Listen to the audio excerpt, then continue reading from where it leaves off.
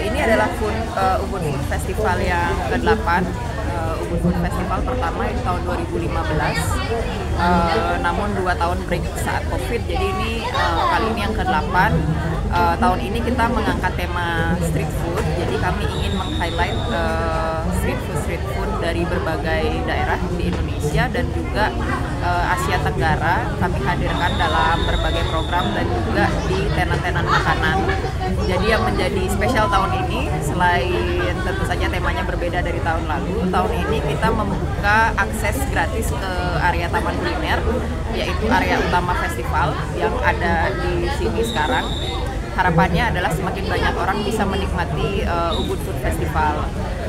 Dan yang menarik juga dari tahun ini adalah kami melakukan berbagai improvisasi di venue utama.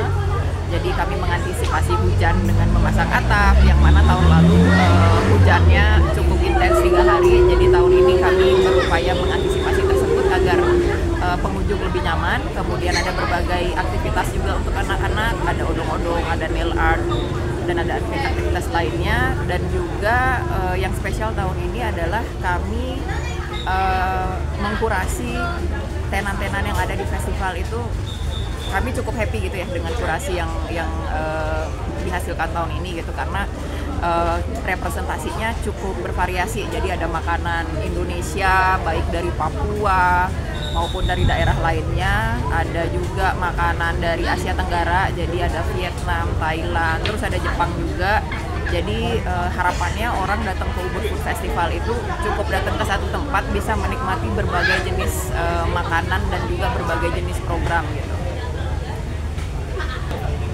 Jadi ini event tahunan dari Yayasan Mudraswari Saraswati, dan kami bekerja sama dengan berbagai media gitu, rekanan media baik lokal di Bali maupun nasional dan internasional untuk mendatangkan pengunjung gitu. Dan target pengunjung kami sebetulnya memang mayoritas adalah orang yang sudah ada di Indonesia. Jadi 70% mereka yang berbasis di Indonesia dan 30% lainnya adalah turis-turis yang kebetulan memang datang ke Ubud liburan gitu ya.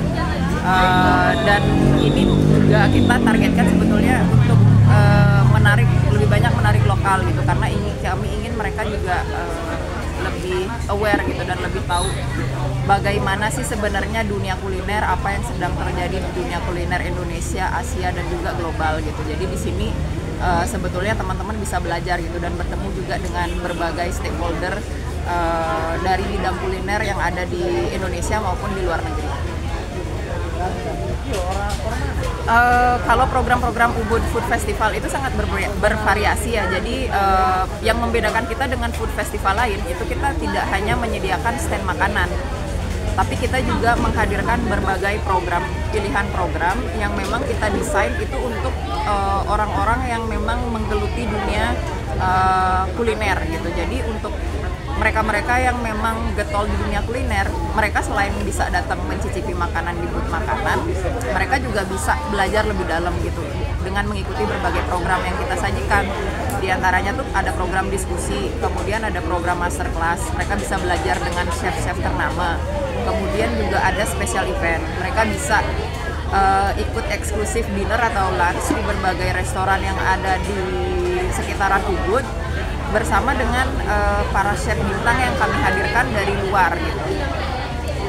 Kalau untuk program-program spesial ini memang bertiket, berbayar, karena memang ditargetkan khusus untuk mereka yang memang getol dan ingin belajar lebih dalam gitu ya. Sementara untuk akses di Taman Kuliner ini kami buka selebar mungkin untuk semua kalangan gitu. Jadi baik mereka yang pengen coba-coba atau sekedar ingin tahu ada apa sih di Ubud Food Festival gitu. Jadi ini aksesnya kami buka gratis, siapapun bisa datang, tidak perlu takut gitu. Karena ini isinya bukan hanya bule gitu. Jadi ini festival kita semua gitu, semua bisa menikmati gitu. Dan di sini pun harganya disesuaikan gitu ya. Jadi semua orang, kami jamin semua orang bisa menikmati festival Ubud Food Festival kali ini. Kalau secara pengunjung kami sadar ya, yang tertarik untuk kuliner dan tahu apa nih yang sedang happening itu memang anak muda gitu. Jadi strategi promosi kami pertama adalah mencari tahu dari proses kurasi itu kita sudah tentukan gitu apa nih yang brand-brand yang bisa menarik mayoritas target market kami gitu. Lalu kemudian juga dibantu oleh kerjasama dengan berbagai media dan juga kerjasama dengan KOL Instagramer atau TikToker yang memang sekarang sedang happening gitu untuk menarget generasi muda.